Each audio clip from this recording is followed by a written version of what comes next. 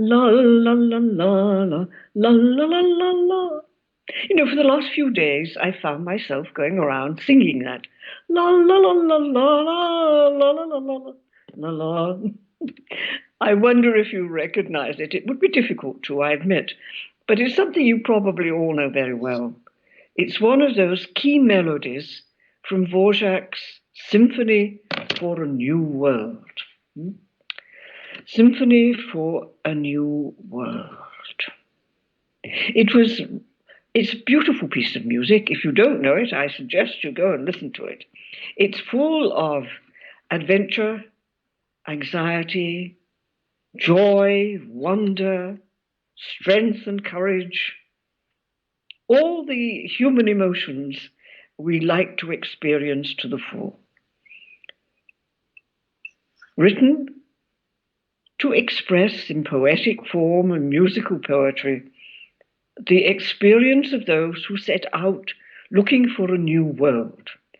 And the one that this refers to particularly is, of course, the migration of so many people from the old world, which was Europe, across the Atlantic to find a new world, a new way of living in the Americas, North America particularly. It's not the first time, and probably won't be the last, that humanity has done this, has set out in adventure, has set out in necessity, has set out to find a new way of living, new possibilities. We've done it the whole of our history, from the first steps that our great ancestors took out of what we now call the Kalahari Desert into the totally unknown, until we carved out the trunks of trees, made little paddles for ourselves, and set out into an ocean without the slightest idea, assurance that we would ever find land again. So setting out in hope of finding a new world, a new way of living. We've done it over and over again. And we have made the same mistakes over and over again. Now, why have we raised this now? It's because some weeks ago in March, we gathered together and we reflected on the crisis and the effects of the crisis. We're calling, of course, the crisis was the coronavirus crisis, the pandemic that's affected so many people and so many countries of our world. We would gather together about that. And here we are now, weeks, a couple of months later, facing, fortunately, some of us facing, the fact that we are moving forward. The crisis level is lowering, and we have to start looking as to what will be new in the way we are choosing to go now.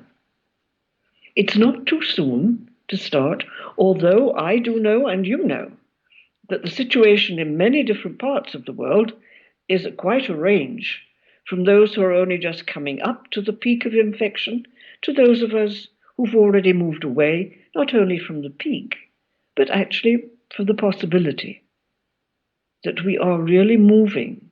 Now, while we are moving, while we begin to move, while we see that this is going to happen, we have to start thinking. We need to reflect deeply on what we have learned from the crisis we've just gone through, the challenges we faced, the answers we found, the new gifts and courage and confidence and cowardice we have found within ourselves. So now it's time for us to sit quietly and to reflect deeply on those things. For a new world to be possible, not to fall back into the old mistakes where we end up again in violence and fear, in greed and selfishness. among other things. No? And so here we are. This time we're looking towards a new world. Is it possible? In one sense, no. The old world will continue. The way we live here, the way we use the advantages of the resources we've got, oh yes, this can be new, and it has to be new. So, what are the mistakes we have made before which we must avoid repeating? Well, first of all, the main mistake is perhaps that we walk into a new environment, new possibilities, just as the migrants from anywhere, or let's say the migrants from Europe to America, walked into what they thought was a vast country and that it was theirs. This is the basic mistake. We are not the owners. We are not the creators. We are gifted with life on this planet and all the resources and joys and possibilities that it opens to us. But we do not own it. Basic mistake. And for that, it means we have to recognize the one who has created, who is creating. And we have to use those words because we haven't anything better. But the one who therefore is the planet, the life of the planet, the life of humanity, is creation. You know, in one of our early books of wisdom, the Upanishads, it starts off by saying the very first thing, recognize this universe, not just planet Earth. This universe is what? Is the revelation, the glory of the one who brought it and into existence. God by 1,000 names, you know. We've used words, we've used the word God and other names over and over again. The mistake is to think that because we you invent words for the source, the words, the names, and the images that come out of my mind and my imagination are in actual fact the reality. And therefore, I am the owner. Basic mistake number one. We do not own. We have not brought into existence. We cannot. A single blade of grass is the example used in the original wisdom. Nothing. That's a big one. Trapped into thinking that the names and the images that we have put forward for that ultimate reality, the one who alone is, that which alone is, that is the reality. It's not. It's our use of names and images for it. Mistaking this. And so, because we've made that mistake, we set out to secure life for ourselves, to find comfort, to find exactly what I want, whether it's money, prestige, and when I don't get it, be prepared to fight somebody else for it, be violent, destructive, in order to get what I want. Another big mistake. Another one which we don't particularly like, but it's true, we tend to shift the responsibility for our mistakes onto somewhere else. Society, politics, lack of leadership, you know. I was surprised a few days ago when I was talking with a group, and one of the younger women there, a highly intelligent woman, university professor, in her mid-20s, said to me, but individuals can't do anything about this situation that has to be changed. It's only society. Well, can you see the switch in thinking there? Society doesn't exist as an entity. Individuals exist as an entity. And the name society is another one of these imposed pieces of our imagination. You need to think with this, to sit with this, to shift the responsibility, push it over to somebody else. That's it.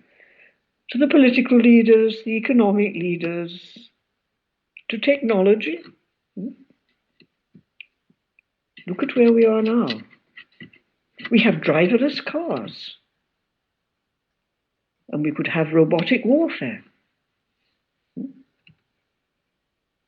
Are we shifting or trying to shift our responsibility for life here onto the images, yes, onto the machines that we create? I'm sorry, I use the word create. We don't create them, we invent them. Shifting the responsibility. Another thing we have to wake up to when we're looking towards moving into a new world, and is it possible, is that we all journey together. We influence one another. We can't cut ourselves off, no matter how many barriers, psychological or political, physical barriers we create. We journey together. We are one species. And we have to become one family. One family across the globe. Most people will say, well, I stop here because this is not possible to live as one family. But, we are one family. We do move together. It's a question of being able to recognize it and learning how to live well together. This is for the new world. How do we do that? Well, we've been known this from the beginning as well. We have to learn to listen. Silence is the only way to hear. That which doesn't depend on world and mind. Without words, without the influence of mind, the inner world is silent, truly silent. Because in that silence, we can hear the truth, we can hear reality, the ultimate reality. We've had the centuries of people learning how to do this under the grand title of meditation. We can learn it anywhere, and we have to learn it in our ordinary, everyday life. Learn to listen to reality. And then what? Let the joy that is within us, the joy that this creates, let it really energize us to break down our fear and our greed. Now, we are in a position after this, we're moving slowly away from the crisis that the coronavirus, or rather our inability to handle the coronavirus the way we think we can handle most. And it's our inability to do that has blocked us from seeing the joy and the energy within us. And when we do, we see that the reality, the way, is actually beneath my feet. I don't have to go hunting for it. It's here, within me, within my life, within who I am. And the next thing is a great surprise. Then we recognize that you, we, I, we're already on the way to a new world. A new way of living fully. We're already on the way. So let's keep going. We need to watch our first steps, and that's what we're doing here together now. And next time we meet, reflecting like this, we'll say, oh yes, of course we're on the way. Of course we're avoiding the old mistakes. Well, let's set out in joy and hope and see. And don't forget to thank Carl and those who've made this conversation, this sharing between us, really possible. And forgive me for trying to recapture that tune from the New World Symphony. You can go and listen to it yourself. It's much better. But at least we've avoided using the wrong orchestra or getting in trouble for copyright or something. Because nobody can copyright that horrid little voice that I've got hay fever, by the way. This is not the coronavirus. I have it every year. At least I try to avoid it. So, with joy on the way, let's go together, admitting that we've made many mistakes over and over again. Let this time be a time of real change. Let's get going.